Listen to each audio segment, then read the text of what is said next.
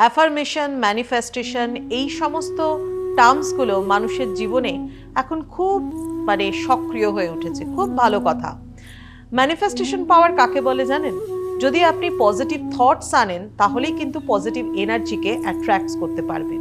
যদি সব সময় নেগেটিভ থটস নিয়ে আসেন তাহলে কিন্তু নেগেটিভ এনার্জি অ্যাট্রাক্ট হয়ে আসবে, ব্লকেজ আসবে জীবনে। অর্থাৎ আপনার থটসকে ভেতর থেকে কিন্তু পজিটিভিটিতে ভরিয়ে তুলতে হবে।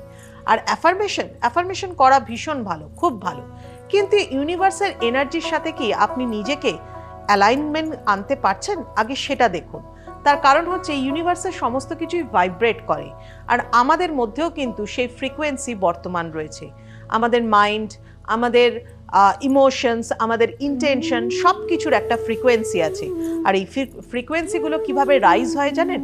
সেগুলো হয় মেডিটেশনের মাধ্যমে, হ্যাপিনেসের মাধ্যমে, মাইন্ডফুলনেসের মাধ্যমে।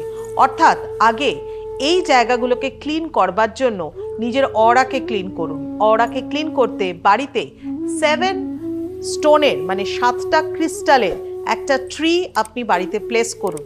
প্রতিদিন মেডিটেশন করুন ইস্টের দিকে ফেস করে বসে। এতে আপনার অরা ক্লিন হবে, আপনিও কিন্তু খুশিতে থাকতে পারবেন।